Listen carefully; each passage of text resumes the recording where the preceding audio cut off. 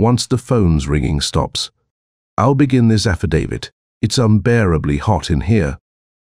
Maybe I should open a window. 13 rings.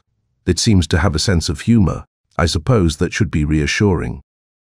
And yet, I am not reassured if it finds amusement in these cruel, frustrating games. Then it's worse for me. The summer is over, but this room still feels like a furnace. My shirt is already drenched, and the pen slips in my hand. In a moment, the drop of sweat gathering above my right eyebrow will land on this page. Even so, I'll leave the window closed. Outside, through the dusty glass, I see a boy with red glasses strolling toward the courthouse steps. Maybe here is a phone booth at the back. A sense of humor. That's something I never noticed in it before. All I ever saw was a grim seriousness and a terrifyingly fast-growing intelligence, cruel and alien. If it feels safe enough now to play with me before it does whatever it plans, then it's worse for me. Worse, perhaps, for us all. I hope I am mistaken, though my name is Michael. After Jeremiah, I'd rather not be a prophet in the wilderness. I'd much prefer to be a harmless eccentric, but I fear we're in for trouble. I am a long way from the wilderness now, of course. Though perhaps not far enough to escape, I am writing this affidavit in room 3B of the Red Maple Inn, overlooking Elm Avenue in Clarksburg, Vermont, about 20 miles south of Black Hollow. Directly across the street, with hippies lounging on its steps, stands the county courthouse where Brandon Hartman was tried in 1935. Did they ever find that child's body? Hartman must have walked down those very steps, now surrounded by teenagers making the most of their last summer week. Where that boy in red glasses sits puffing on his cigarette. Did the killer stop there once, surrounded by police and reporters, and reflect on his impending execution? For days now, I've been too scared to leave this room. Perhaps I've been staring too long at that seemingly ordinary boy on the steps. He's always there. Every day his red glasses hide his eyes. I can't tell where he's looking, but I know he's looking at me. Still, it would be foolish to spend time worrying about executions when I have these notes to finish. It won't take long, and then maybe I'll sneak out to mail them and leave Vermont for good. Despite everything that's happened, I remain an optimist. What did my namesake say? Thou art my hope in the day of evil. To here is still some wilderness left in Vermont. Surprisingly, if one seeks to be a prophet. The hills to the west, stretching from the southern swamps to the Delaware, and beyond to Pennsylvania, shelter, deer, pheasants, even the occasional bear, and hide villages, untouched by outsiders. Some filled with ignorance, others clinging to ancient superstitions, entirely cut off from the news of New York, or even the rest of the state. These communities have remained unchanged for a century or more. It seems impossible that villages like this could exist today, so close to the world's largest city. Villages with nothing to offer outsiders, so they remain unvisited, except by the occasional hunter who stumbles across them by accident. But if you drive along one of the state highways, notice how few cars slow down for the local road. It's easy to pass by these tiny towns without even noticing the signs, and if there are no signs, consider too how rare it is for locals to turn off from the narrow roads that suddenly appear from the woods. And when those roads lead into others even deeper into the wilderness, and those too give way to dirt paths, abandoned for weeks at a time, it's not hard to imagine how such small rural communities could exist just an hour from major cities, virtually unaware of each other's existence. Television, of course, connects the two, unless, as often happens, the elders see it as the devil's tool and ban it. Telephones link these outlying settlements to their neighbors, unless they choose to ignore them. Over the years they are forgotten. New Yorkers were shocked when, in the winter of 1968, the Times discovered a religious community near New Providence that had been living unchanged since the late 1800s, less than 40 miles from Times Square. They still performed all agricultural work by hand. Women wore long dresses with high collars, and worship was held every evening. I too was astonished. I had rarely travelled west of the Hudson, still thinking of Vermont as an extension of Newark's slums, controlled by gangsters, enveloped in fog and industrial waste, a bleak land surrendered to the city. It wasn't until later that I learned about rural Vermont, towns where the lone general store doubles as the post office and 1 or 2 gas pumps stand outside. Then I learned of places like Baptstown and Quakertown, where old religions persist, and of towns such as Lebanon, Lansdowne, and West Portal, close to Route 22, yet full of secrets unknown to city folk. Pine Ridge, with its hidden caverns, and Maple Crest, near the infamous Lake Hollow, Middle Valley, concealed by dark cliffs, home to archaeological debates documented in natural history, where, some say, you can still hear the eerie chants echoing from the cliffs at night. There are also towns like Elderwood and Black Hollow, forgotten communities with bearded men and black-robed women. Villages too small or obscure for most maps.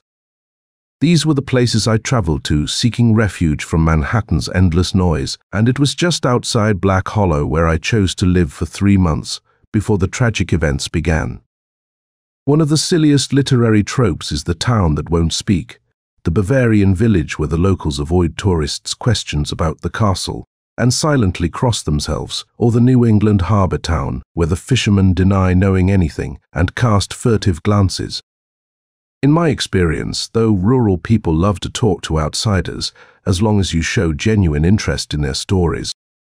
Storekeepers will interrupt their work at the cash register to share their theories about the latest murder.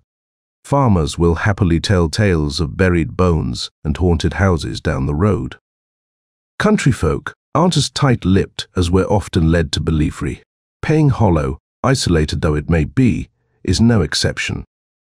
The people there are initially suspicious of outsiders, but if you show respect for their way of life, they will warm to you.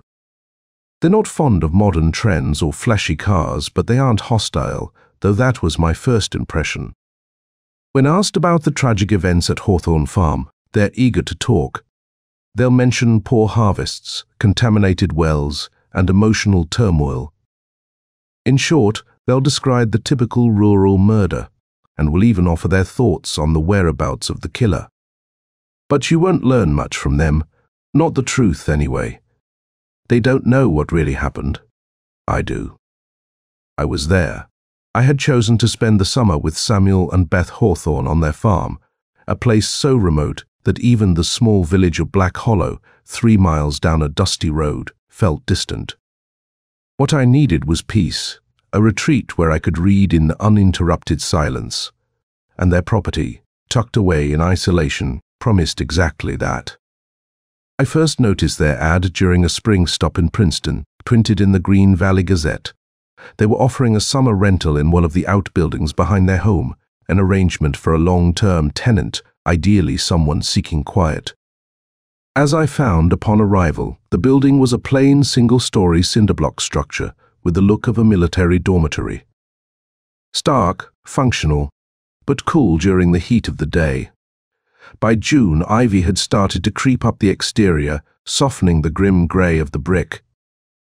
Originally built for poultry, the building had stood unused for years until the Hawthorns purchased the property from its former owner, a Mr. Baber, the previous 4. With some modest renovations, partitions, linoleum floors, basic amenities, it was transformed into a livable space. I would be their first tenant.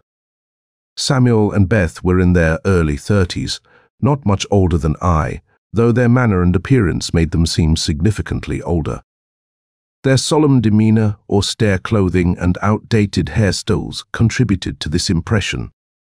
Beth, despite having long, striking black hair, always kept it tightly wound into a bun. Samuel wore a narrow fringe of beard running from ear to ear, avoiding a mustache in a style common among the Green Mountain folk, who have long disdained military fashions. Both were hard-working and fair-skinned, the latter likely a result of both their ancestry and the strange lack of color their dark hair emphasized. I suspected some inbreeding was at play, as the Hawthorns were reportedly third cousins. When I first met them, I might have mistaken them for siblings, two reserved figures carved from the same somber wood. Yet subtle distinctions set them apart from one another, and both diverged in notable ways from the rest of their community. The Hawthorns belonged to a small Mennonite sect, with superficial similarities to the Amish, though their theological beliefs apparently differed in significant ways.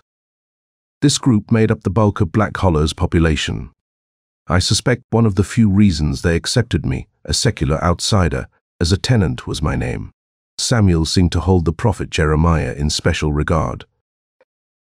The sect's motto was drawn from the book of Jeremiah: "Stand ye in the ways, and see, and ask for the old paths," a line that clearly resonated with Samuel. Raised in a household with no religious ties, unless skepticism counts, I initially avoided religious discussions out of politeness and caution. So, for much of the summer, I learned little about their beliefs. Toward the end, however, I found myself flipping through the Bible out of curiosity and occasionally quoting from Jeremiah. I suppose Samuel had a quiet influence on me. Despite the conservative image they projected, I discovered the Hawthorns were considered progressive by Black Hollow standards. Samuel held a degree in religious studies from Rutgers, and Beth had spent 2 years at a local community college, unusual for women in their faith. They had only recently taken up farming, having lived their first married year in New Brunswick. Samuel had hoped to find academic work, but after a string of disappointments, turned instead to carpentry and odd jobs. Their families had been merchants for generations. The farm life was new to them, and it showed of the farm's 90 acres, much was forested or overgrown with brush so thick it was nearly impassable. Just beyond the back of the property, near my quarters, a sluggish creek ran under a film of green algae. A cornfield on the north side had gone unused, though Samuel planned to plant it using borrowed gear. Beth kept a modest vegetable patch, but seemed more at home indoors, tending the house and doting on their 7 beloved cats. In an unusual gesture for members of their sect, they owned a television, something almost unheard of in Black Hollow. It had apparently been a gift from Beth's parents when they married. Unfortunately, they didn't have a telephone. The monthly cost was too much, they told me. Otherwise, the farmhouse had modern conveniences: running water, gas heating, a functional bathroom. Even advertising in a local paper raised eyebrows in the community. At one time, just reading the Green Valley Gazette was frowned upon by stricter members of the order. Despite their shared height and pallor, the Hawthorns were truly different in temperament, proof that appearances deceive. Beth, beneath her reserved exterior, was talkative, warm, and lively. Samuel, in contrast, was subdued, often distant, with a quiet voice that faded into the background. He would sit for hours, silent and still, with an air that unsettled newcomers until they realized it wasn't judgment, but shyness behind his stillness. Beth, though bound by the expectations of her faith, had a spirited side that surfaced easily with visitors or family. She laughed loudly, gestured animatedly, and lavished affection on whichever cat happened to be nearby. When they drank, and they did, interestingly, as their religion didn't forbid it, Beth became even more animated, while Samuel sank deeper into silence and gloom. Though Black Hollow's customs leaned toward male authority, and Samuel made most of their major decisions, I couldn't say with certainty who was truly the dominant partner. Only once did I witness them argue, to make sense of what happened during that strange summer. I think the best approach is to share parts of the journal I kept while I was there. Not every entry, of course, just enough to give a clear picture to anyone unfamiliar with what occurred at Hawthorn Farm. My primary reason for journaling was to keep track of the books I read and to document how extended solitude might affect me. Aside from that, all my time was devoted to reading, preparing for a fall course I was scheduled to teach at Burlington College. At least, I was scheduled. Now, I don't expect I'll still be around when autumn comes. Where I'll be, well, that may depend on what lies behind those rosy illusions we wear. The course was to explore the Gothic tradition, from Hamlet to Absalom. Absalom, and yes, Shakespeare belongs in that lineage. Haunted battlements and all. To prepare for the summer, I rented a car and packed it tight with volumes, most of which went unread.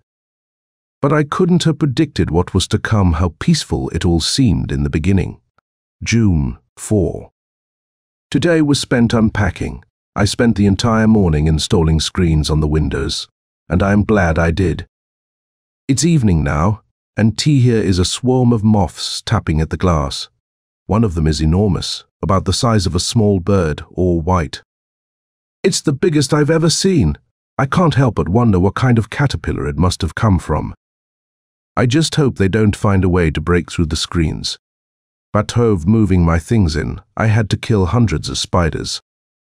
The Hawthorns had supposedly renovated this building only a few months ago, and already it's crawling with them.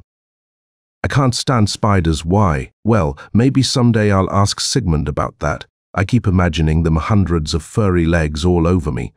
What's that face? That torn, bloody face, the missing eyes it looks like. No, Michael, they say killing spiders brings bad luck. Perhaps that's just a myth pushed by the Sierra Club or something. But I can't sleep with things crawling around, so I squash whatever I can. Supper with the Hawthorns was a quiet affair. As we sat down, I heard Samuel start to say grace. I am not as bothered by it as I used to be, though it still feels a bit awkward. Maybe that's because I'm getting older, nearing 30. We talked about crops, insects, and the humidity. The area is really damp. Here is a patch of purplish mildew creeping up the walls outside. Samuel shared his plans to build a bigger house when they have a baby, a few years down the road.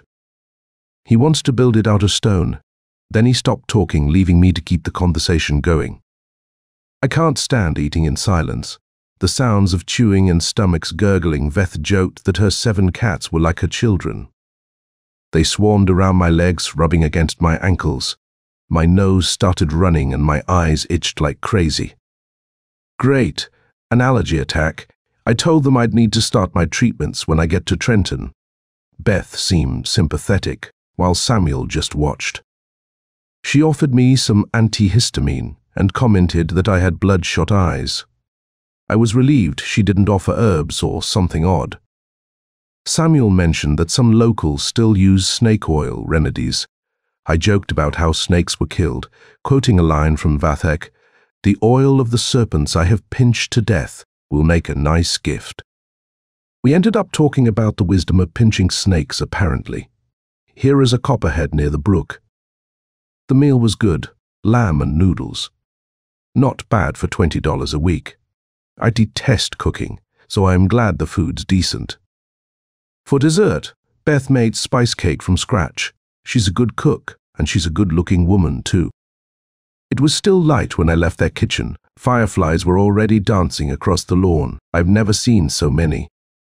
I knelt down and watched them for a while, listening to the crickets. I think I'm going to like it here.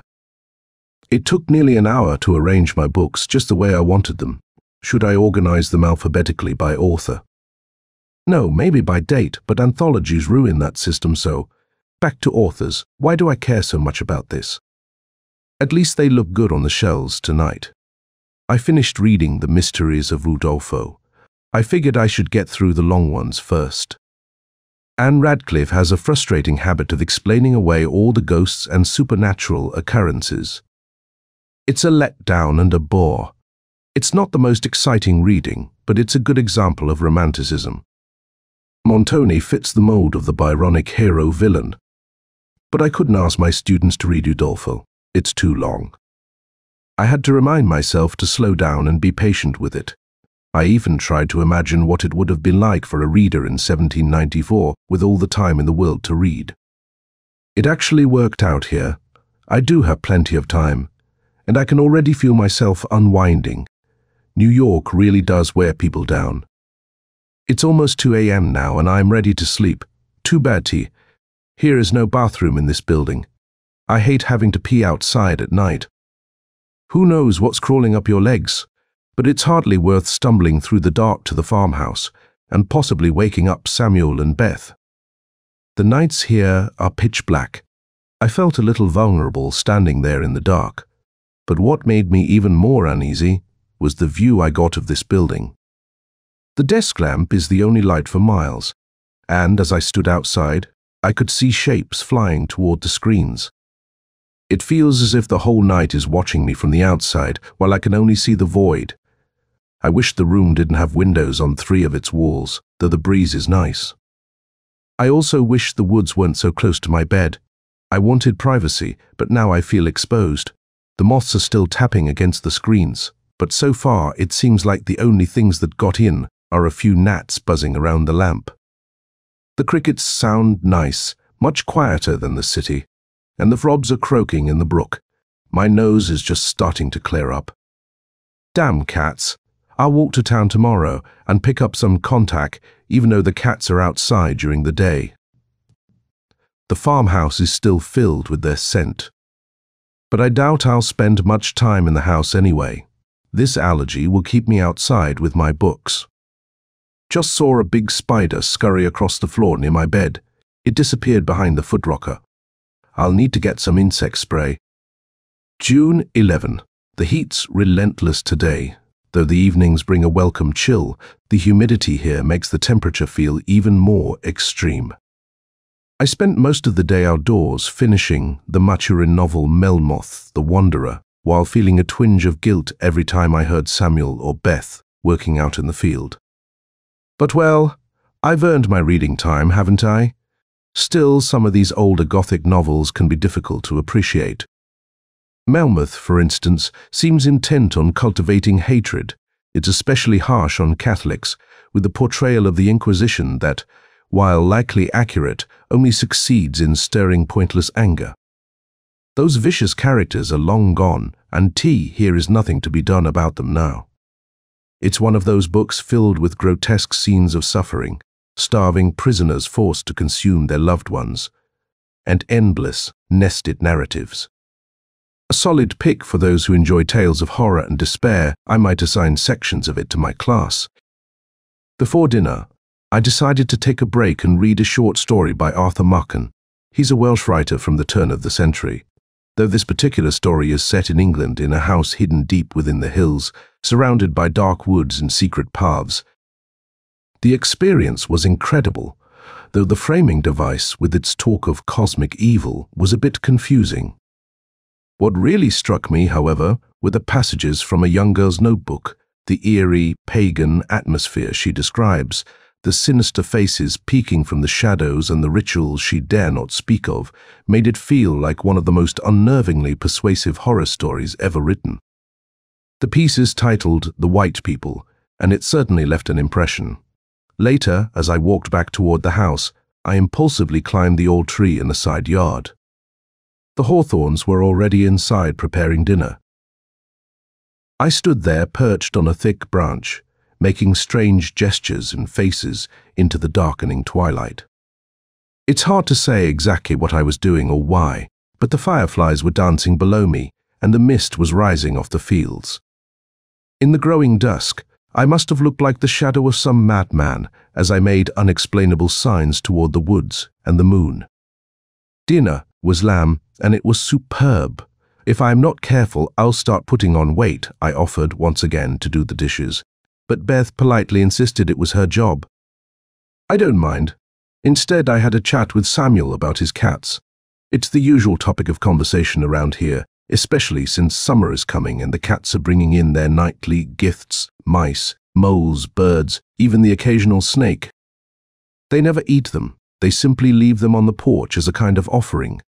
Samuel, not one to waste anything, tosses the remains in the garbage, which, unsurprisingly, smells horrible.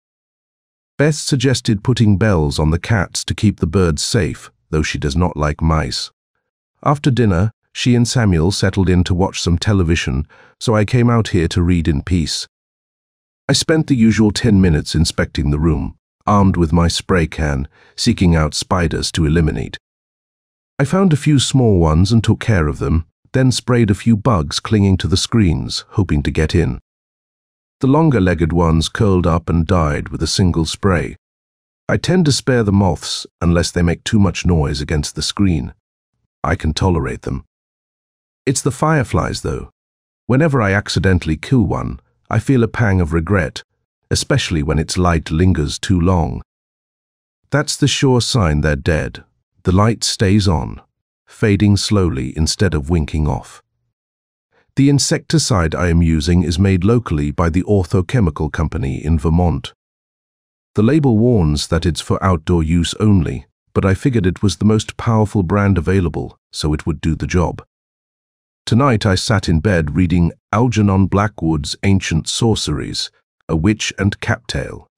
While it's not quite as effective as Macon's work or even Blackwood's own, The Willows, it did make me think of the 7 cats that live here. The Hawthorns have so many names for them, it's a bit absurd. Take Sasha, the orange male. He's known by many names, including Butch, Eddie LaBouche, which got shortened to Eddie or Ed, and originally Itty, as he was so small when they first got him. Then T here is Zoe, the cutest kitten, called Bozo and Bisbo. I can barely remember all the other names, but T here is Felix aka Flixie, Phaedra, sometimes called Fuddy, and a few others. The only cat who doesn't have multiple names is Mabel. Samuel's old cat. Mabel is the meanest of them all, with sleek grey fur that shines like silver, but darker. She's the only cat who's ever bitten anyone, Beth and a few of Samuel's friends. I keep my distance from her, though she's scared of me, and I think it's because she's been spayed.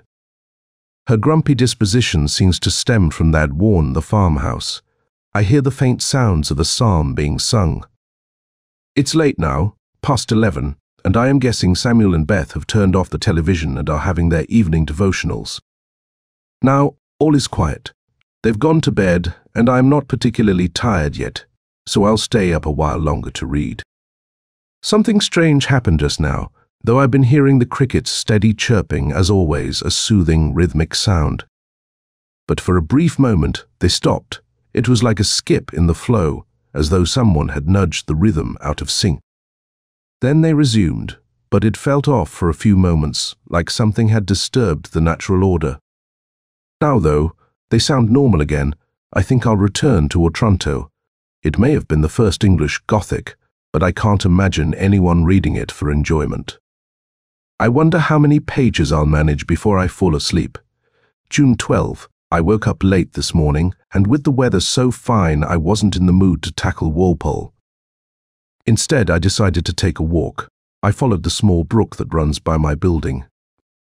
Here is still a patch of that greenish scum in one area, and if we don't get some rain soon, it might worsen. But the water clears considerably once it passes the cornfield and moves through the woods. I ran into Samuel working out in the field. He shouted a warning about a copperhead, which made me hesitate to wander too far, but as luck would have it, I didn't encounter any snakes. I figured I could manage even if one did bite. I made it about half a mile into the woods, with branches snapping as I brushed past them. I was careful to avoid stepping into the little yellow caterpillars that hang from the trees.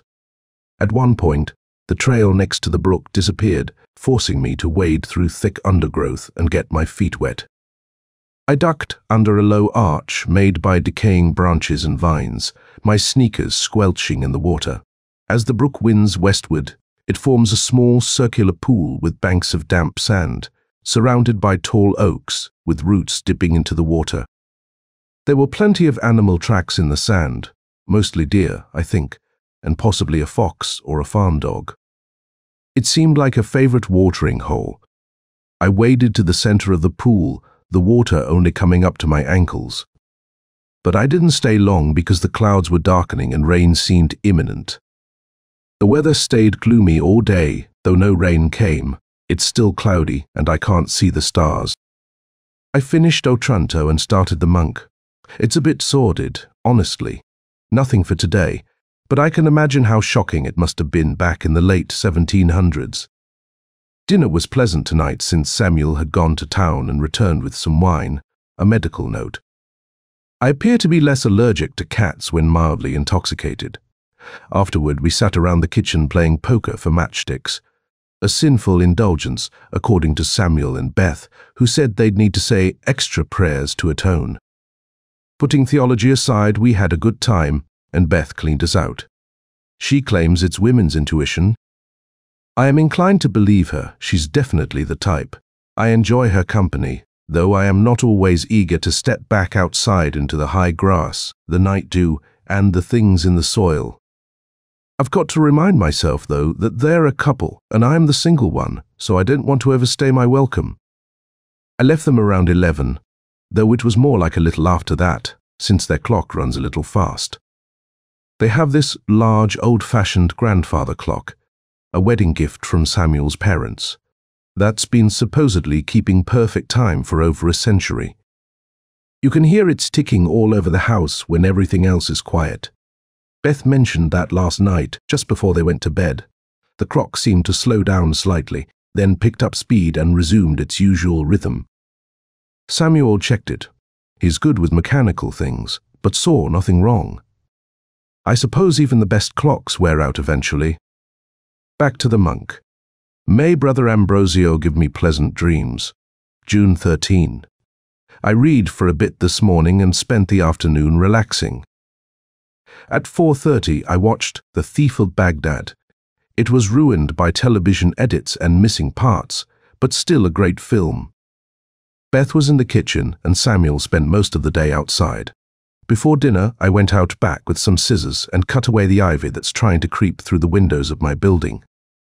Those little shoots latch onto the screens and cling stubbornly. For dinner, we had beef with rice and apple pie for dessert. Delicious. Afterward, I stayed inside with the Hawthorns to watch the late news. The announcer mentioned that today was Friday the 13th, which made me do a double take. I had known on some unconscious level that it was the 13th, but I hadn't realized it was Friday. That's how much I've lost track of time out here. Each day blends into the next, and every day except Sunday feels the same. It's not an unpleasant feeling, but sometimes the isolation makes me feel a little unmoored. I was so used to living by the clock and calendar before. We tried to figure out if anything unlucky had happened to any of us today. The only thing we could come up with was Samuel getting bitten by something a cat had left on the porch. The cats had been sitting by the front door waiting to be let in for their dinner, and when Samuel returned from the field he was greeted by the usual assortment of dead mice and moles. As usual, he began picking them up by their tails and tossing them in the trash while scolding the cats for being natural-born killers. But there was one body that looked different. Almost like a large shrew, though its mouth was oddly askew, almost vertical, exposing a row of yellow teeth. Samuel thought the cats must have badly mauled it, which explained its strange appearance. It was tattered and bloodied. As he bent down to pick it up, the creature bit him on the thumb. It must have been playing dead like an opossum, because as soon as he yelled and dropped it, it darted off into the grass, with the cats chasing after it. Beth worried about rabies, always a concern out here, though rare, but luckily the bite hadn't even broken the skin. It was just a nip, hardly a Friday, the 13th catastrophe. Now, I am lying in bed, listening to the sounds of the woods. The trees are close enough that their branches brush against my windows. And here is always some rustling in the underbrush, in addition to the tapping at the screens. There are millions of creatures out there, mostly insects and spiders, a frog colony in the swampy area, and maybe even skunks or raccoons. Depending on your mood, you either ignore these sounds and fall asleep, or, as I am doing now, stay awake listening to them. When I think about what's out there, I feel safer with the light off, so I think I'll put this writing away now. June 15 was strange, and I can't quite make sense of it. Samuel and Beth were gone almost all day. I assume Sunday worship is a key part of their religious routine. They left for Black Hollow early, before I even woke up, and didn't return until after 4 in the afternoon.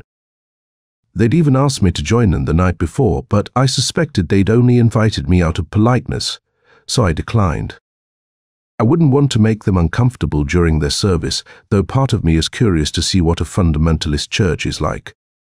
With them gone, I spent the day alone with the Hawthorns' 7 cats and the 4 hens they had bought last week. From my window, I could see Mabel and Phaedra chasing something near the barn. Lately, they've taken to hunting grasshoppers. I went into the farmhouse kitchen as usual, fixed myself breakfast, and read through one of the Hawthorns' religious magazines. Afterward, I returned to my rooms to read something more engaging. I picked up Dracula again, but the sappy Victorian sentimentality started to irritate me. The book had started off strong. Jonathan Harker trapped in that eerie castle, at the mercy of its sinister owner. But once the setting shifted to England and the focus turned to women, the tension fizzled out. Without Samuel and Beth around, I felt an odd loneliness, something I hadn't experienced on the farm before. Though I had plenty of books with me, I felt restless. If I had a car, I might have gone for a drive to explore the area. But, as it was, I could only choose between watching television or going for a walk. I followed the stream into the woods again, eventually reaching the circular pool.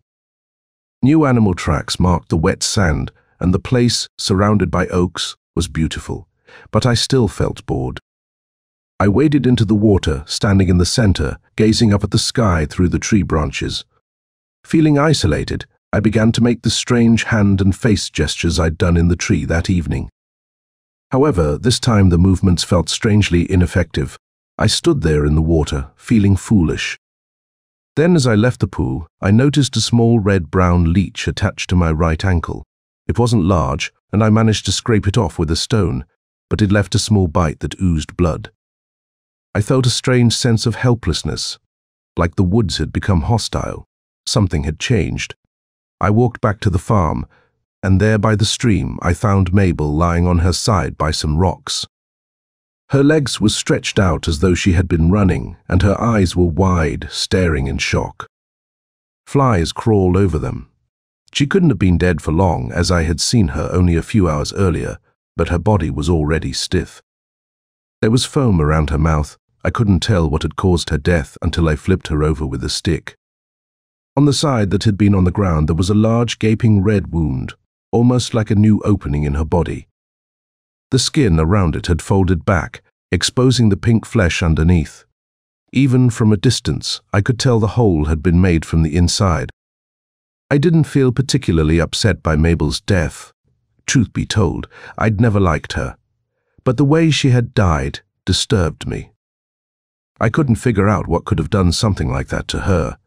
I vaguely recalled reading about a kind of parasite that, when consumed by a bird, would bore its way out through the bird's stomach, but I'd never heard of something like that happening with a cat. Anyway, I thought, good riddance, but then I had no idea what to do with the body. Looking back, I wish I had buried her right there, but I didn't want to go near her again. I considered walking into town to find Samuel and Beth, knowing they'd want to know about Mabel's death. But I wasn't keen on running around Black Hollow asking strangers where they were. I didn't want to stumble into one of those foreboding churches during a service. In the end, I decided to leave the body where it was and pretend I had never seen it. Samuel would find it himself, and I didn't want to tell him his beloved cat had been killed. I felt a strange sense of guilt, as if I was somehow responsible. The rest of the afternoon passed quietly. I tried to get through more of Dracula, but I wasn't in the mood to focus. Samuel and Beth returned around 4. They greeted me cheerfully and went into the house. When Beth called me for dinner, they still hadn't come outside. All the cats, except Mabel, were inside by then, eating their evening meal. Samuel asked me if I'd seen Mabel today. I lied and said I hadn't. Beth suggested that sometimes Mabel didn't come inside for dinner, because, unlike the others, she preferred to eat what she killed. "Maybe she's just full," she said with a laugh. That made me uneasy, but I stuck with my story. Samuel seemed more concerned, and when he told Beth he would search for Mabel after dinner, I offered to help. I thought I could show him where I'd found the body. But then, in the middle of dinner, came a strange scratching sound at the door. Samuel opened it, and there stood Mabel. I knew for sure she was dead. Her body had been stiff, the wound unmistakable. But now it was just a swollen, reddish bump. She walked in unsteadily, her movements slow and clumsy. Samuel and Beth fussed over her, trying to figure out what was wrong. She must have hurt herself, Beth said, looking at the swelling. When Samuel put her down after inspecting it, she stumbled and slipped. The Hawthorns decided that she must have run into something sharp, and the injury had caused her to act disoriented. They believed the lack of coordination was due to shock, or possibly nerve damage. Samuel mentioned that if she didn't improve by tomorrow, he'd take her to the vet, though he wasn't sure how he'd afford the treatment. I immediately offered to lend him money, even offered to pay for the visit myself, since I wanted to know what a vet would say. I am not so sure about their conclusion. Maybe I was wrong in thinking she was dead. Maybe what I saw as rigor mortis was actually some kind of fit. Could she have really hurt herself and gone into shock? Is that possible? But I could swear that hole was from the inside out. I couldn't finish dinner, so I told them I had a stomachache, which was partly true. We all watched Mabel stumble around the kitchen, ignoring the food Beth placed in front of her. She moved awkwardly, like a newborn animal unsure of how to use its limbs. When I left the house a while ago, she was huddled in the corner, staring at me. Beth was cooing over her, but Mabel kept her eyes fixed on me tonight. I killed a monstrous spider behind my suitcase. The ortho spray really works wonders. Samuel had mentioned the smell of the spray a few days ago, but my allergy must be too strong for me to notice it. I've been watching the animals outside through the window, getting close enough to stare the bugs down. I zap the ones I don't like. I tried to read more of Dracula, but something kept bothering me. The way Mabel stared at me. Beth was brushing her fur, and Samuel was fiddling with his pipe, but Mabel just stared at me unblinking. I said, "Samuel, look at Mabel. That cat hasn't blinked once." Just as he looked up, Mabel blinked. It was slow and deliberate.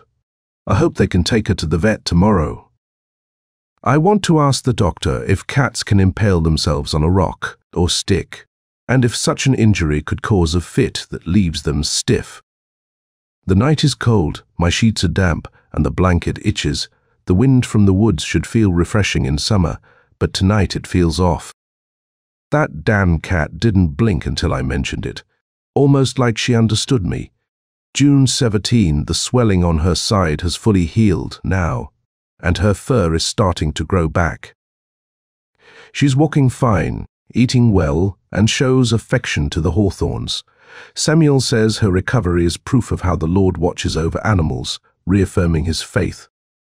He insists that if he'd taken her to a vet, he would have wasted money.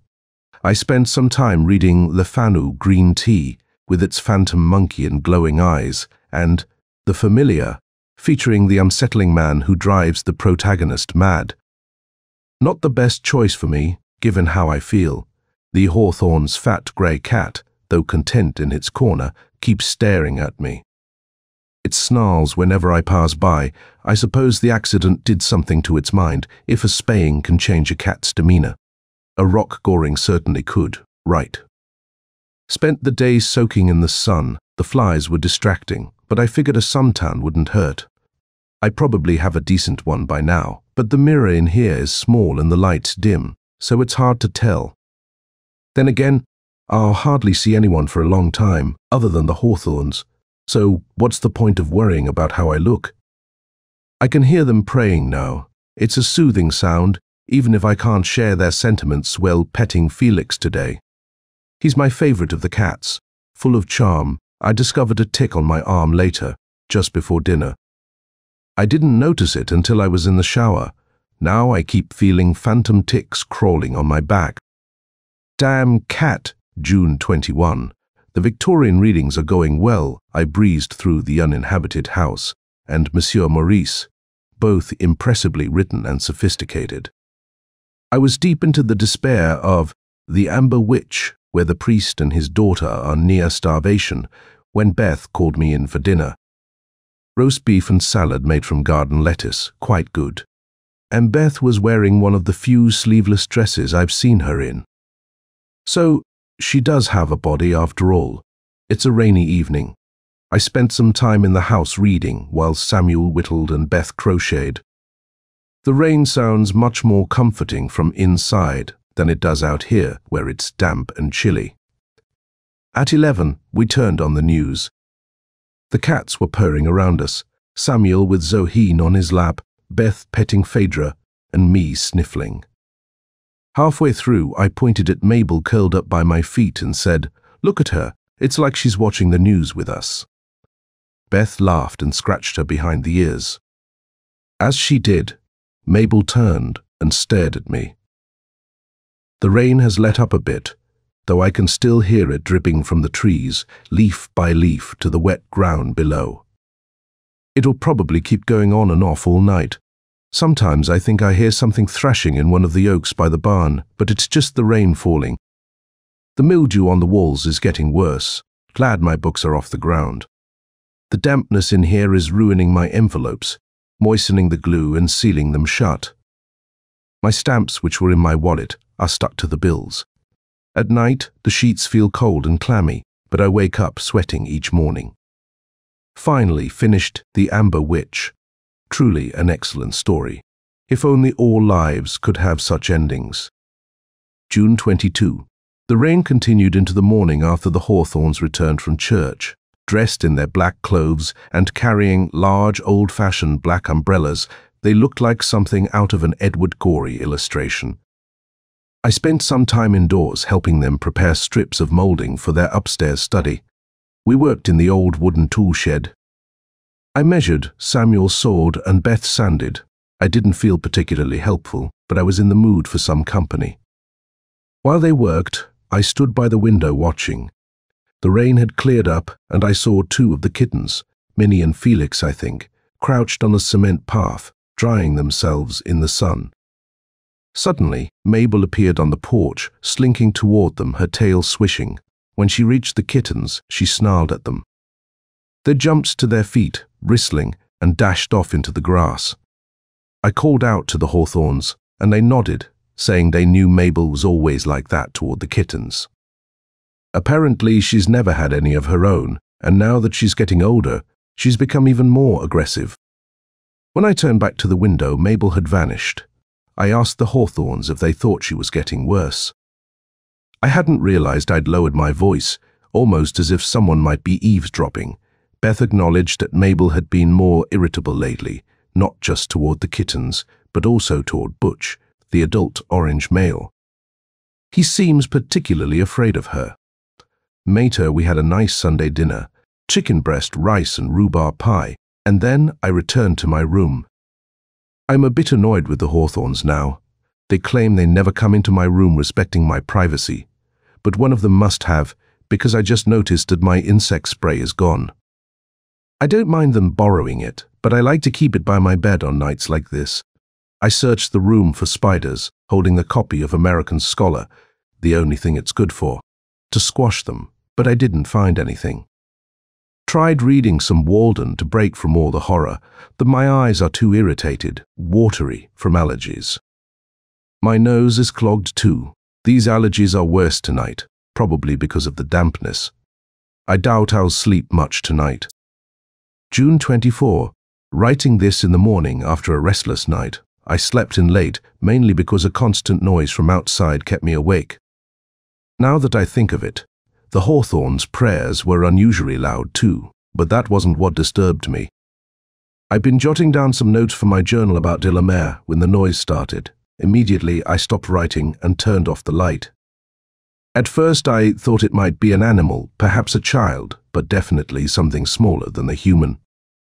It was shuffling through the leaves, kicking them about as if it didn't care who heard it. I could hear branches snap, followed by periods of silence.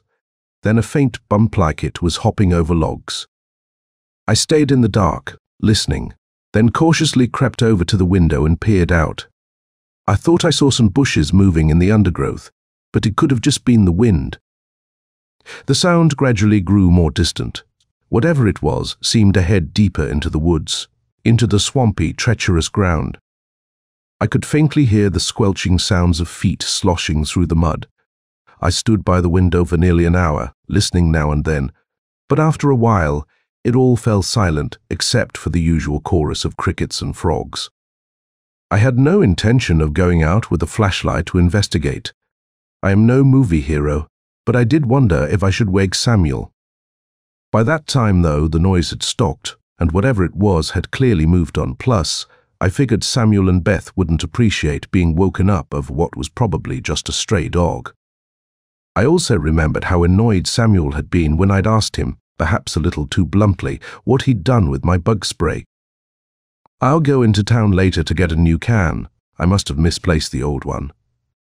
I walked over to the window on the other side of the room and gazed out at the barn, bathed in moonlight. The grass looked peaceful in the light, a stark contrast to the dark, shifting woods. I lay back in bed, but sleep didn't come easy.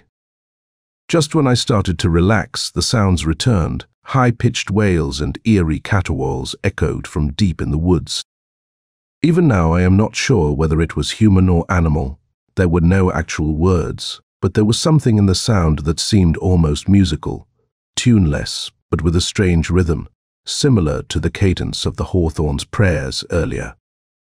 The noise only lasted a few minutes, but I couldn't sleep after that. I lay awake until the sky began to lighten. I should have probably read more de la Mer to settle my mind, but I didn't want to turn on the lamp after heading into town. The farm looked unusually lonely. I wish they had a proper library in Black Hollow, or at least a shop that sold the Times, but after a couple of weeks, you stop missing it so much. At dinner, pork chops, homegrown beans and pudding. Quite good. I mentioned the noises from last night. Samuel was concerned and retreated to his room to look something up in his books. Beth and I talked it over at length, and she suggested the shuffling was probably just a dog. There were plenty of them around here, and they often roam the woods at night hunting raccoons. As for the wailing, she thought it might have been an owl or a whippoorwill, but I had a different theory. I'd heard wolves howl and hounds bay at the moon, and the sound had the same wild, reverential tone. Samuel came back downstairs and said he couldn't find what he was looking for. He mentioned that when they first moved to the farm, he'd had a fit of piety and burned many of the old books he'd found in the attic. Now he regretted it after dinner. I looked something up myself. The Field Guide to Mammals lists red and gray foxes as well as coyotes, still present in West Virginia. No wolves, though. I considered the possibility that the guide could be wrong. On a whim, I opened another book, Glass Harmonica by Barbara Byfield. Sure enough, my hunch was right. I looked up June 23rd and found it mentioned. St. John's Eve. Likely Sabbath. I'll stick with the natural explanation for now, but it's curious. At least here's nothing listed for tonight in Mrs. Byfield's book, and I'd like to get some sleep. Here is a full moon out. Perfect werewolf weather, as Maria Ospinskaya would say. But, of course, there are no wolves left in West Virginia. I really must read some Marryat and Endor after Northanger Abbey, of course, June 25. I spent the entire morning asleep, and in the afternoon I took a walk down the road away from Black Hollow, hoping to stumble upon something interesting. But the further I went, the muddier the path became, until it faded into the ruins of an old homestead, broken rocks and moss-covered cement. It looked suspiciously like poison ivy was growing around the area, so I decided not to risk venturing in. I was already overheated from the walk. Am I getting out of shape? Or is it just the heat? I took a cold shower to cool off. When I opened the bathroom door, I accidentally let Mabel out. I'd wondered why the chair was propped against it. She darted into the kitchen, pushed open the screen door on her own, and I couldn't catch her. Not that I'd have tried. Her claws are sharp. Later, when Beth returned from the fields, I apologized. She said Mabel had become aggressive toward the other cats, and that Samuel had confined her to the bathroom as a punishment. The first time he locked her in there, Beth mentioned that the cat had figured out how to turn the doorknob by swatting at it. That's why the chair was wedged there. Samuel came in carrying Mabel, both of them looking rather annoyed. He'd seen an orange streak dash through the field, followed by a grey blur. Butch had stopped at his feet, and Mabel had pounced on him, but before she could cause too much trouble, Samuel grabbed her by the neck and carried her back inside. He'd been scratched and bitten, but nothing serious. Perhaps the cat still prefers him over the others. Samuel shoved her back into the bathroom and wedged the chair against the door, then sat down and asked Beth to join him in prayer. I thumbed through a religious magazine nervously until they were done, and then we sat down to dinner. I apologized again, but Samuel told me he wasn't angry with me. He claimed the devil had gotten into the cat. It was clear he wasn't speaking metaphorically.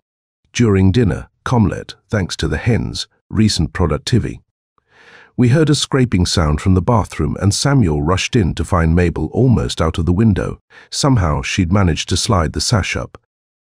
She looked so calm, though, when Samuel pulled her down from the sill that he decided to let her out into the kitchen. She simply curled up near the stove and fell asleep. The other cats, however, gave her plenty of space. I spent a couple of hours watching television with the Hawthorns. They may have attended college, but their choice of shows. Well, let's just say I am embarrassed to admit I sat there like an idiot in front of the screen. I won't go into detail about what we watched. Some things are better left unsaid. And yet, I find the television seems to bring us closer, as though we're sharing an experience together. It's like knowing the same people or going to the same school, but here is something off about the Hawthorns, not just the usual religious pretense. After watching the news, I came back to my room, and though I hate to accuse anyone of snooping, it's clear that Samuel or Beth has been inside my room today. I started this entry feeling irritated because I found my desk in disarray. My journal wasn't even returned to the correct drawer. I always keep my pens on one side, pencils on the other, and ink and erasers in the middle. But when I sat down tonight, everything was out of place. Thankfully, see, here is nothing too personal in here. What I assume happened is that Beth came in to clean the mildew from the walls. She's mentioned doing it before, and she knew I'd be out walking most of the day, and got sidetracked reading my journal, thinking it was some kind of secret diary. I am sure she was disappointed to find that it's just a literary journal with nothing about her in it. What annoys me is how to bring it up. I can't exactly march up to Beth and accuse her of snooping. Samuel's mood is already unpredictable, and even if I hint at someone messing with my desk, they'll both know exactly what I mean and might get upset.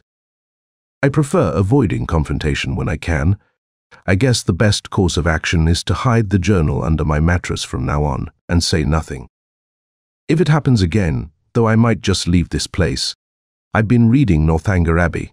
It's as witty as anything Austen wrote, though it's clear that the mock Gothic aspect isn't central to the story. I had expected a full parody. Love stories tend to bore me, and normally I'd be asleep by now, but my nose is so clogged tonight that I can't breathe properly when I lie down. Normally, being out here clears it up. I've used this inhaler over and over in the past hour, but every time I use it, I end up sneezing and needing it again. I wish Beth had cleaned the mildew instead of snooping around my room looking for true confessions and dark secrets. I think I hear something moving outside. I better turn off the light. June 30. I slept in today. Over breakfast, I read some Shirley Jackson stories but got so put off by her bleak view of humanity that I switched to Aleister Crowley, who, at least, has a more upbeat outlook. Jackson paints a picture of people in the country as callous and cruel. Those in the city as callous and cruel. Husbands as, of course, callous and cruel. And children as little sadists. The only characters with any sensitivity are her beleaguered, middle-aged heroines, who seem to be a stand-in for herself. Luckily, she's a great writer, or the stories wouldn't have the same sting. Crowley inspired me to take a walk back to the pool in the woods. I envisioned climbing a tree, swinging from vines, anything to capture some of his adventurous spirit. But when I reached the pool, I saw something floating in the center, lifeless. It looked like it could have been a copperhead or a caterpillar, but it had opened up somehow. It startled me. and I ran back to the farm. Upon a distance, I heard Samuel chopping wood and joined him to help cut stakes for tomatoes. He mentioned that Mabel hadn't come home last night and there was no sign of her this morning. As far as I am concerned, that's one less problem to worry about. I helped him chop some steaks while he peeled bark off the wood. That axe sure gets heavy fast. My arm was sore after just 3 steaks, and Samuel had already chopped a dozen. I really need to start exercising, but I think I'll wait until my arm feels less fatigued. Julie, too, a difficult day. It's 2 a.m. now, and I still can't settle down. Samuel woke me this morning calling my name. Michael! Michael! Over and over, almost a whisper. He was standing by my window, something in his hand at first. I thought it was a farming tool, but as he got closer, I realized it was a rifle. He told me he needed my help. Help with what? I asked. A burial, he replied. After he and Beth had gone to bed last night, they heard the kitchen door creak open and someone come into the house. They assumed it was me heading to the bathroom, but then they heard the sound of the cat screeching. Samuel rushed down and flicked on the light, just in time to see Mabel attacking Butch, claws digging into his side, fangs sinking into his neck. The way Samuel described it, it almost sounded intimate, but in a twisted way. Butch had stopped moving, and Minnie, the little orange kitten, was already dead. The door had been left slightly open, and when Mabel saw Samuel, she ran out. Samuel and Beth didn't follow her. Instead, they spent the rest of the night praying over the bodies of Minnie and Butch. I thought I'd heard their voices late last night, but I wasn't sure, probably because my radio was on. I rarely do that. It blocks out the noises from the woods. The Hawthorns took the deaths hard, like they would if a child had passed away. They held a small service over near the pasture. I couldn't say if Samuel and Beth were dressed in mourning. It's hard to tell, as that's how they always look. I didn't feel particularly connected to the situation, as my allergies have always kept me from bonding with the cats, though I am fond of Felix. But I tried to act concerned when Samuel asked, "Is there no balm in Black Hollow? Is there no physician there?" Jeremiah 8:22. I nodded thoughtfully. I read passages from Beth's Bible, though Samuel seemed to have them all memorized.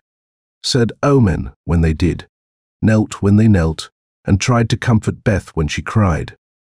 I asked her if cats went to heaven, to which she tearfully answered, of course, but Samuel added that Mabel would burn in hell.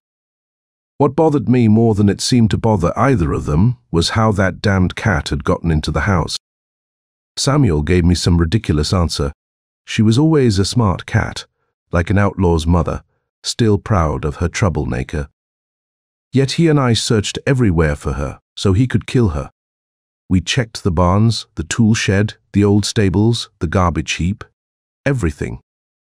He called out for her, begged her to come out, swore to me that she hadn't always been this way, but there was no trace of her. We couldn't possibly check every tree on the farm, and the woods are the perfect hiding spot, even for larger animals. So, naturally, we found nothing, but we tried, even walking, all the way to the ruined homestead. We returned for dinner, and I went to my room to change. When I opened the door, everything seemed fine. Nothing was disturbed, everything in its place, except for the bed. The sheets were shredded, right down to the mattress, and the pillow had been torn to pieces. Feathers were everywhere. Even my blanket had claw marks on it at dinner. The Hawthorns insisted they should pay for the damage, but I refused. "They've got enough to deal with," Samuel suggested. "I sleep downstairs in their living room for my own safety. Tea here is no need for that," I told him. "I've got plenty of sheets," but he insisted. He believed the cat was particularly hostile toward me. At the time, it all seemed absurd. After all, it was just a big, grey cat. But now, sitting here, with a few feathers still scattered around my bed, I wish I were back in the house.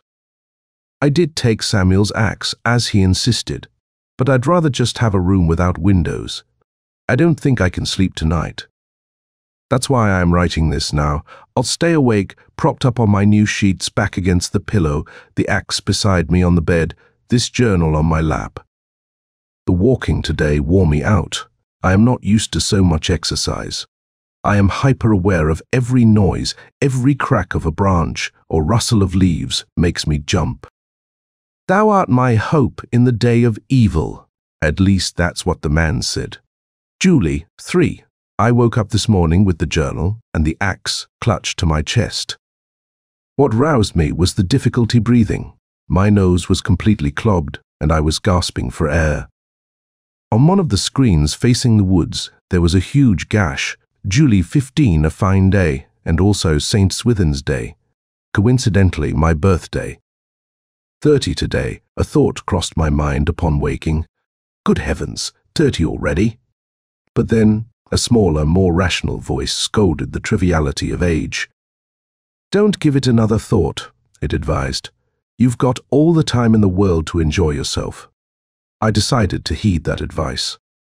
The weather, in keeping with tradition, wasn't particularly great, and it will likely remain this way for the next 40 days, according to the old saying. If it rains on St. Swithin's Day, there is no summer drought. My birthday is supposed to predict the weather, or so they say. It even gets a mention in the glass harmonica, naturally. I took a moment for some self-reflection, first area for improvement. My body, flabby, second. Should I be less bookish? Nonsense, I thought. I am happy with my progress. Do you seek greatness for yourself? Then don't. Jeremiah S.L. Vive. 5. I reminded myself so. I did what I remembered from the Royal Canadian Air Force workout series and got quite winded. Felt my thin muscles tighten under the shower spray, certain I'd become a powerhouse by summer's end. A matter of willpower, that's all. I was so inspired that I even trimmed the ivy around my windows again. It had started, blocking the light, and eventually I'd be unable to even open the door. I spent some time reading Ruthven Todd's Lost Traveller. The narrative follows the course of a dream that turns nightmarish, and, illogical at that, I wish there'd been a bit more implied intimacy in the story. Overall, it was rather unpleasant, especially that inevitable grisly conclusion. Took me most of the afternoon to finish. Then, I stumbled upon an intriguing essay by Lacatio Hearn, titled Gaki. It explored the Japanese belief that insects are, in fact, demons, or the restless spirits of evil men. It was disturbingly persuasive. Beth, bless her, baked me a cake. So dinner was delayed. I had time to walk into town and call my parents. Happy birthday, they cheered. But as always, they voiced their concern. Weren't things starting to feel dull out here? I reassured them that I still had plenty of books and didn't tire of reading. But it's so isolated there, Mom remarked. Don't you get lonely? Ah, she hadn't anticipated the inner resources of a man who had reached 30. I was tempted to quote Walden, "Why should I feel lonely? Is not our planet in the Milky Way?" But I decided against it.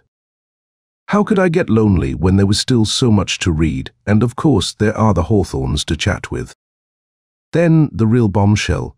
Dad asked about the cat. Last time we spoke, the creature seemed like a genuine threat. Are you still staying in the farmhouse? No, not really, I told him. It was just a temporary measure while the cat was prowling about at night. Yes, it had been killing chickens, one each night. But there had only been 4 hens, and after that it stopped. We haven't seen any signs of it for over a week. I didn't mention that the hens were always left uneaten, simply dead in their nests. No need to alarm him further. But what it did to your sheets, he continued, if you'd been sleeping there. Yes, that was unfortunate. But Tia is been no more trouble, really. It was just a cat gone rogue, nothing more. The same kind of danger as a bad dog, like Mrs. Miller's bull terrier. Besides, the thing's probably miles away by now. Or worse, dead. They offered to drive out with food. magazines, and a portable television, but I insisted I didn't need anything. If anything, I'm getting too lazy with all the sitting around. It was still light when I returned. Beth had finished the cake, and Samuel brought up some wine from the cellar. We had a quiet little celebration.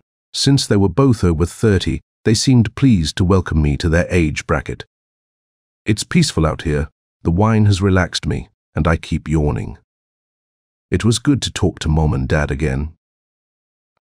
As long as I don't dream of the lost traveler tonight, I'll be content and even happier if I don't dream at all. July 30. It's over now. Mabel is dead. We'll bury her tomorrow. Beth was injured, though. How seriously, I am unsure, but she managed to fight off the beast. She's tough, but understandably shaken. Here's how it happened. Samuel and I were in the shed after dinner, building more shelves for the study upstairs. Fireflies were out, but there was still a bit of light left.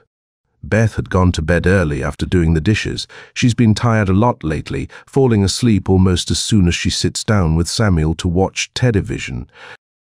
As we were working, Samuel dropped a box of nails, and while we were picking them up, he thought he heard a scream. Since I didn't hear anything, he shrugged and was about to start sawing again when, thankfully, he changed his mind and dashed off to the house. I followed him up to the porch, not sure whether to go upstairs or not, but then I heard him pounding on the bedroom door calling Beth's name. I rushed up the stairs, and that's when I heard her voice, hoarse, almost a croak, saying, "Wait, don't come in yet. I'll unlock the door soon." We heard the sound of her rummaging around in the closet, probably getting her bathrobe before she opened the door. She was completely pale, her hair tangled, and her robe on wrong. A towel was wrapped around her neck, but I could see blood already soaking through it.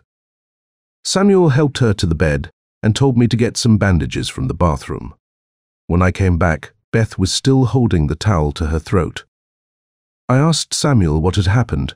It almost looked like she tried to end it all. Without saying a word, Samuel pointed to the floor next to the bed. I stepped around to see what he meant. A grey, crumpled shape lay there, mostly covered by the bedclothes. It was Mabel, with a nasty wound in her side. Next to her was one of the Hawthorns, old black umbrellas, the one Beth had used to kill her. Beth explained, her voice barely above a whisper, that she'd been asleep when something crawled over her face. She thought it was a bad dream until she woke up and found Mabel on top of her, attacking her throat. She had enough strength to throw the cat off, dash to the closet, and grab the umbrella.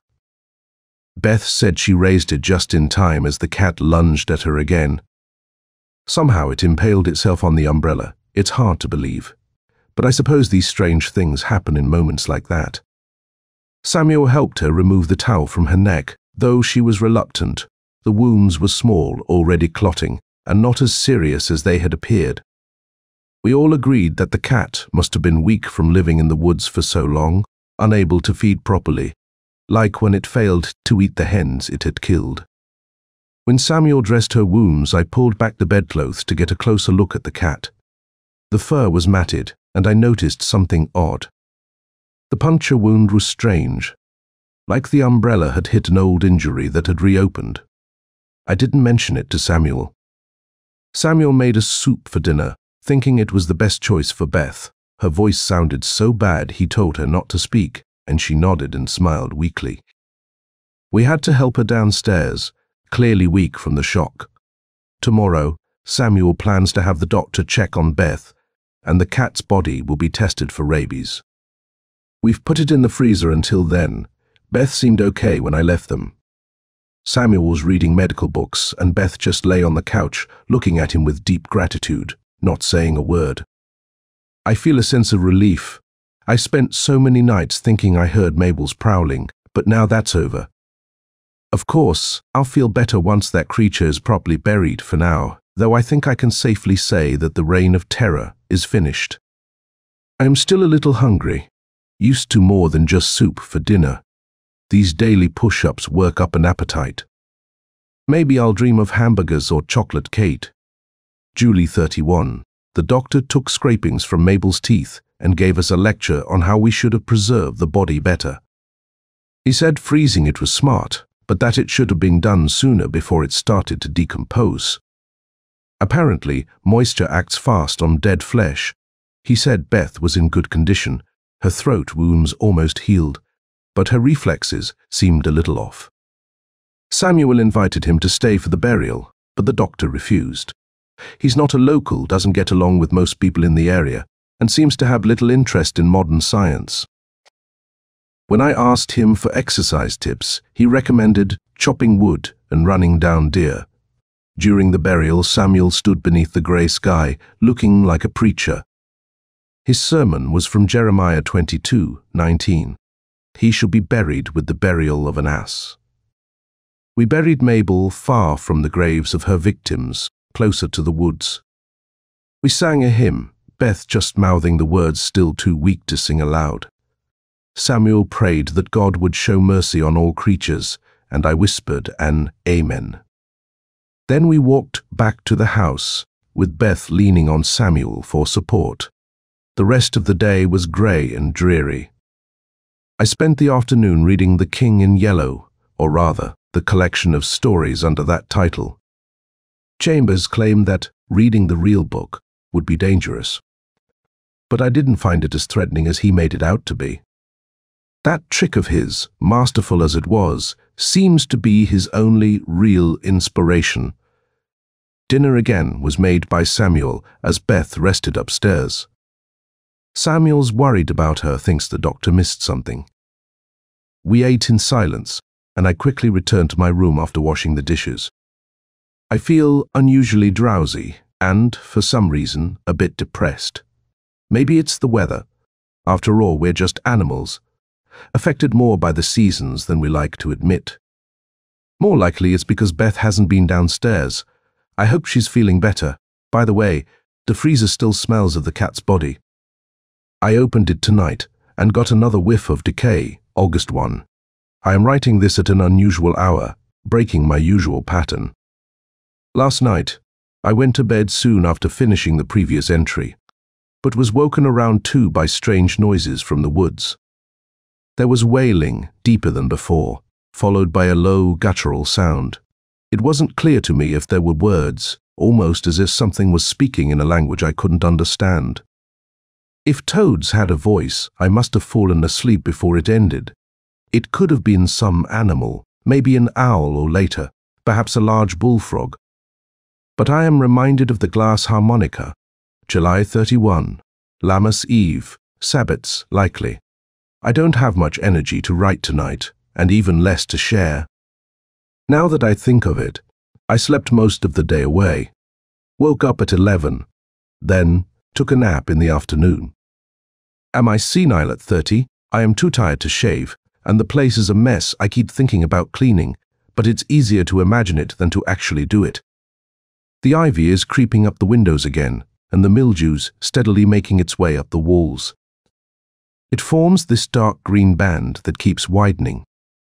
It won't be long before it reaches my books, speaking of which I opened Ghost Stories of an Antiquary by M.R. James at lunch. And a silverfish darted out of the pages, an omen. I played a little game this evening, one that always gives me a shock. While I was writing the above, I heard a soft tapping, almost like fingers, nervously drumming on a table, and then I saw it, an enormous spider, the biggest I've seen this summer, just inches from my ankle. It must have been living behind this desk all along. When you can hear a spider walking across the floor, it's definitely time to keep your socks on. Thank goodness for insecticide. Oh, and the game, the what-if game, which I've probably played too much. Is it an attempt to expand my sense of possibility? Or just to heighten my sensitivity? Or perhaps work myself into a cold sweat? I asked myself unpleasant questions like, what if this place is sinking into quicksand? I wouldn't be surprised. What if the hawthorns are getting tired of me? What if I wake up inside my own coffin? What if I never see New York again?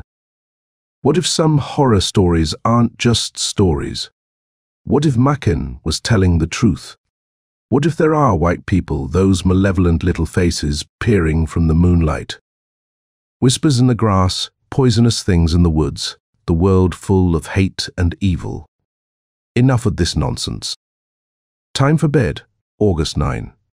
This morning, I read some Hawthorne, and over lunch, I reread this week's Green Valley Gazette for the umpteenth time. Samuel and Beth were out working in the fields, and I thought I should be more active too. But the idea of picking up my exercises after more than a week of laziness felt too unappealing. I took a walk down the road, though not far, just as far as a broken cement culvert half buried in the woods. I was bored, but Black Hollow seemed too far to reach. I was planning on cutting back the ivy on the windows when I returned, but decided the place looked more artistic, covered in vines. Is that just a convenient excuse? I chatted with the Hawthorns about politics, the state of the world, and a bit about cosmology. Dinner wasn't great, probably because I had been anticipating it all day. The lamb was underdone and the beans were cold. Still, I tried to be a gentleman, and when Beth agreed to my offer to do the dishes, I was almost pleased. I've been doing them a lot lately. I didn't feel like reading tonight. I considered watching television, but Samuel's recently gotten into one of his religious moods and started mumbling prayers immediately after dinner. Beth, more in touch with reality, wanted to watch the news. She has this insatiable curiosity about world events, even though she claims the isolation here appeals to her. Samuel, absorbed in his prayers, made me uncomfortable. There was something unsettling about his face. After doing the dishes, I decided to leave. I've been listening to the radio for about an hour now. I used to get anxious about wasting time like this. But out here, I've lost track of time completely. It's unsettling, but maybe that's a good thing.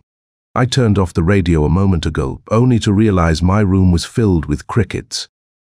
Up close, their sound is hardly pleasant, like a mixture of a radiator and a tea kettle, high-pitched and shrill. I had thought they were just interference on the radio. Now I can hear them, at least a couple of dozen. I hate to kill them. They're one of the few insects I can tolerate, along with ladybugs and fireflies. But the noise is unbearable. How did they get in here? August 14. Spent the morning with Felix watching him chase insects, climb trees, and doze in the sun. A spectator sport.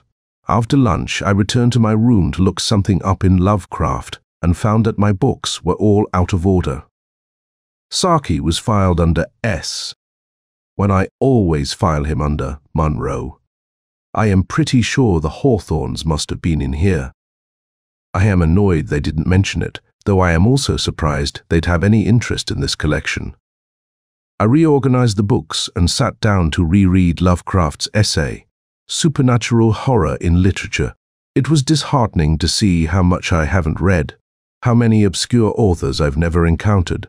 It left me feeling low, so I took a nap for the rest of the afternoon. At dinner, vegetable omelette, rather tasteless. Beth continued her daily routine of quizzing us on current events. It's like being back in high school with all these daily newspaper quizzes. I am not sure how she got started with this, but it clearly annoys Samuel. Samuel used to be so tender with her when she'd say, "Oh, honey, I am so tired." He'd carry her upstairs, but now he just gets angry. More often than not, he retreats to pray alone, and the only time he laughs is when watching television tonight. Fortunately, he skipped the prayers, so after dinner, we all watched some television, mostly mindless, offensive programs. I found myself laughing along with the canned laughter which disturbed me. But I have to admit, the television helps us get along better. Afterward, I came back to my room. I wasn't very tired since I'd slept most of the afternoon, so I picked up John Christopher's The Possessors. But as good as it was, my mind kept drifting to all the books I haven't read yet, and I became so depressed that I switched on the radio to distract myself. August 19. I slept in late the morning, slipping past unnoticed, before I stumbled my way down to the brook, scratching lazily at my scalp. Beth was kneeling by the water, seemingly lost in her thoughts, talking quietly to herself. I caught her off guard, and we exchanged some awkward, half-hearted words before she stood and walked back toward the house. I sat by a few rocks, tossing blades of grass into the stream. The sun felt harsh against my skin, almost as though my head were growing too large for my body. I turned to look at the farmhouse in the distance, which seemed like a picture hanging on a far wall. The grass was a carpet, and the sky the ceiling. I watched Beth pet a cat, and I could hear her frustration when the cat broke free and dashed away. The screen door slammed behind her as she entered the house, but the sound reached me long after the image, giving everything a dreamlike quality. I gazed up at the maples behind me, their leaves painted in thin strokes, almost like something out of a cheap postcard. The green of the trees wasn't confined to the leaves. It hovered like a vapor, spilling over branches, even creeping into parts of the sky. It all seemed wrong, unsettlingly artificial. The trees were oddly shaped, the sky was wrong, and no matter how hard I focused, I couldn't keep track of the drifting green shapes that seemed to slip away into the ether. A small black beetle caught my eye, its legs flailing in the current as it tumbled down the stream, then vanished into the water. Later, I thumbed through the Bible as I ate my lunch, mostly cookies, no real meal to speak of. By mid-afternoon, I lay on the grass near my room, passing the time with word games. The birds chirped incessantly, their calls shrill, filling the sun-drenched air. I would begin, "The birds sing in the sun," and it would inevitably spiral, the sun dying in the moonlight falling on the floor, until everything blurred into a whirlpool of melancholy imagery that seemed to pull at my thoughts. Samuel shook me awake for dinner. I dozed off, and the damp grass stuck to my clothes. As we walked toward the house, he whispered that he'd caught sight of Beth earlier, kneeling by me while I slept, peering into my face. Her eyes were wide, he said, like Mabel's.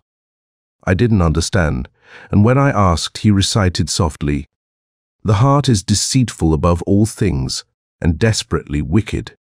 Who can know it?" I recognized it immediately. Dinner was uncomfortable. Beth and Samuel barely spoke, exchanging glances as if in some strange contest of wills. I longed for our earlier days when our conversations had been simpler, when things felt normal. Where had it all gone wrong? The meal itself was bland, unappetizing, but the dessert, a chocolate mousse made from an old family recipe, looked delicious. Beth had served it before, knowing Samuel and I both loved it, but this time she didn't have any herself. "I have to watch my weight," she said. Samuel, grinning, shouted, "Then neither will we." He grabbed both my and his own dish and hurled them at the wall, where they splattered like mud. Beth didn't move. Her eyes focused on us. There was no fear in her expression, just quiet observation. But I felt a rush of panic as I stood up. Samuel's voice softened, a tone I hadn't heard in a long time. "Sorry, Michael, I know you hate scenes. We'll pray for each other, okay?" I turned to Beth. "Are you okay?" I asked, forcing more confidence into my voice than I felt. "I am leaving for now, but I'll stay if you need me." She offered a slight smile, shook her head, and shrugged. "Things will work out," she said. As I shut the door, I could hear Samuel's faint laughter. Later. I turned on the light in my room, removing my shirt as I stood in front of the mirror. It had been nearly a week since my last shower, and I'd gotten used to the smell of my body. My hair had turned into greasy, tangled curls, and my beard was long overdue for a trim. The eyes that stared back at me were the eyes of an old man, yellowed whites like decaying teeth. My chest and arms had softened with age at 30, and I thought about Samuel's disturbing changes. I knew I had to leave. I checked the time. It was already late, 2:30 in the morning. I had begun packing my things. August 20. I woke early, almost an hour ago, with the thought of leaving filling me with strange energy. It was well before 9, far earlier than usual. Packing up my books, I glanced out the window. On the sill, a massive garden spider had taken residence, a creature the size of a mouse. It clung to the ivy, having feasted on the insects living there. Not willing to share the space, I sprayed it with poison. It crawled up the screen for a moment before dropping back into the ivy. Defeated, my plan was to walk into town to call the car rental place in Clarksburg. If they had a car ready, I'd head over and pick it up. If not, I'd stay another night here and get it tomorrow. It was a little early in the season for me to leave, but the Hawthorns had already received my rent for the month, so they shouldn't mind too much. Before heading into town, I planned to shave and shower. I had been sitting here hoping to hear the Hawthorns moving about, but as of 9 in the morning, there was no sign of them. I didn't want to disturb them during breakfast or when they were just waking up, so I waited, watching the window. It was now 10 o'clock, and I was growing impatient. They still hadn't come out, so I decided I'd give them another half hour, then I'd go in. The journal picks up again almost a week later. I didn't write about what happened in between, but here in the temporary safety of a hotel room in Clarksburg with the door locked behind me, I can resume my tale. As I approached the house, I noticed something odd. The shades were drawn even in the kitchen. I wondered if they had slept in. Over the years, I had come to associate closed shades with something foul, the stench of sickness or decay. But nothing prepared me for the sickening smell that greeted me. When I opened the kitchen door, the room was thick with the stench of death. Something had died in there, and not recently. 4 of their cats scurried across the linoleum, running out into the sunlight. As I stepped inside, a shadow moved in the far corner, and Samuel's voice whispered through the air, "Michael, I thought you were still asleep." "Can I?" "No. Don't turn on the light." He rose from his crouch by the door, his dark figure blocking the sunlight. His hands moved with frantic energy as he adjusted the doorknob and the window shade. I opened the door wider, letting in more light, which fell across the floor. There, at his feet, was Beth, her throat torn open, her body already bloated and decayed. I staggered, disoriented, as Samuel smiled. His voice was steady but unsettlingly soft. "I had to kill her." "You?" "She tried to kill me," he interrupted, silencing all my questions. "The same force that took over Mabel." Took over her. I nervously twirled the bottom of the window shade behind my back, but her throat, that was a long time ago. Mabel did it. I had nothing to do with that part. His voice suddenly rose. "Can't you understand? She tried to stab me with the bread knife." He bent down, awkwardly fumbling in the dark, his hands scouring the floor. "Where did it go?" he mumbled. "I'll show you." As he crossed into a beam of sunlight, a gleam of silver from the knife's handle caught my eye on his shirt. Thinking I might help, I gently tugged at the window shade and let go. It snapped upwards like a gunshot, flooding the room with light. There, sticking from the center of his back, was the bread knife's handle, buried deep, but leaving just a few inches of shining steel exposed. I must have gasped. Just the thought of it still sends chills down my spine, the morbid absurdity of it all. He must have heard me, because without turning, he reached behind himself, stretching his arm awkwardly, as if trying to reach it. His fingers grasped nothing. The blade had been planted exactly where he couldn't get to it. Turning towards me, he gave an awkward shrug, like a child caught in a silly mistake. "Oh, right," he said, grinning sheepishly. "I forgot it was there." Suddenly, his face was right in front of mine, his eyes wide and unblinking. "It's easy to forget things," he said, and then, still smiling and never breaking eye contact, he added the final chilling detail, that last cryptic message that sent me running. "Sometimes we forget to blink." His words released me from a frozen stupor, and I bolted from the room. My heart pounded as I ran down the road toward town, pursued by what had once been Samuel Hawthorne, the farmer. I won't waste time describing that frantic escape. How I gasped for air, my legs aching, stumbling down the twisting dirt road with my pursuer close behind, relentless, not a trace of exhaustion in him. At one point, I veered into the woods, hoping to lose him, and did so, but only for a moment. As I rounded a corner, there he was again, his eerie laughter echoing through the trees as he followed me, never tiring.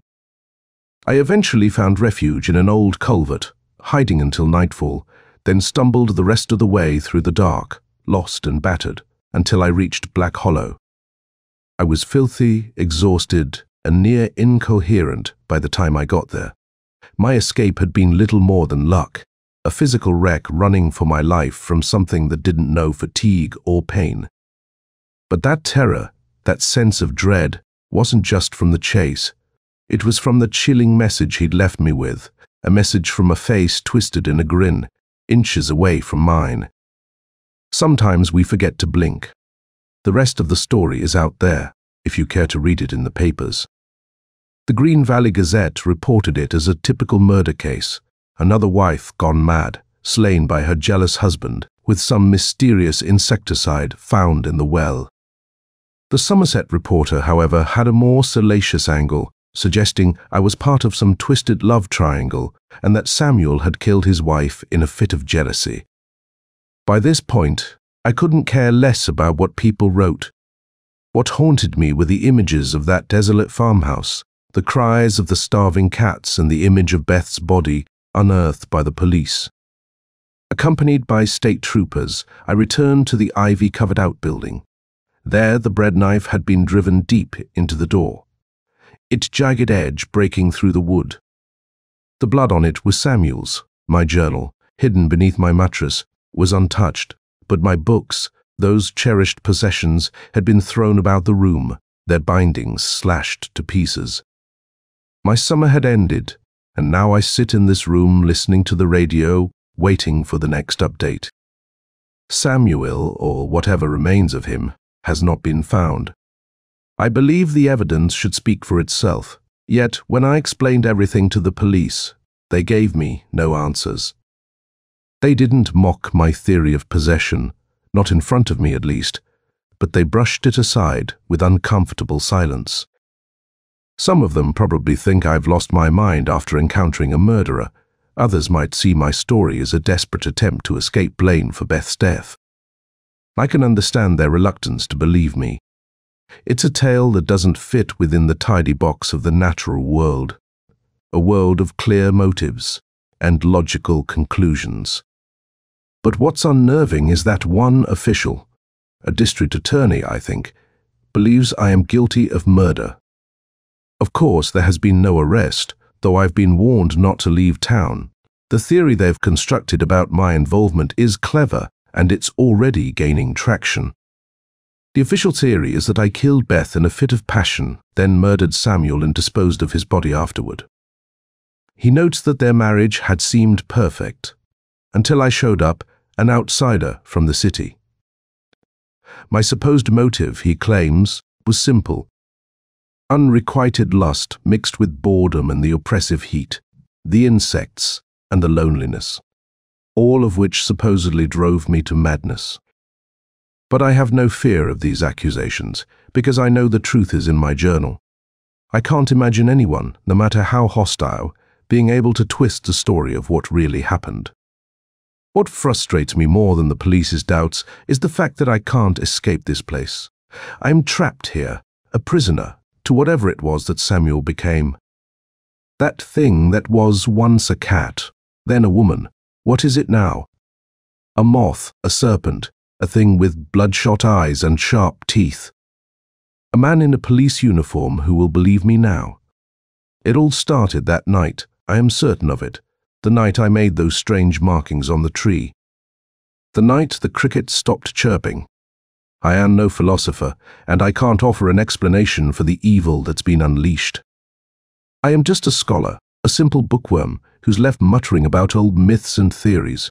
I can't shake the feeling that I've unwittingly torn a small hole in the fabric of the universe, a hole just big enough for something unnatural to slip through. And it won't stop, not until it has its way. Mope the police are right. Maybe my visit to Black Hollow started it all, and I played a part in unleashing something far worse than I could have imagined. I've just checked again, Samuel, or what's left of him, hasn't moved from the courthouse steps. And those strange glasses, those rose-tinted spectacles, never shift. I don't know where the eyes behind them are looking. I don't know if they ever remember to blink. The heat is unbearable. Sweat drips from my face, falling onto this page and blurring the ink. My hand is sore from writing, and I think it's time to finish this account. If, as I now fear, I've been the unwitting cause of this horror, my death will be the least of what follows. We are all in danger. I can only leave you with my final warning.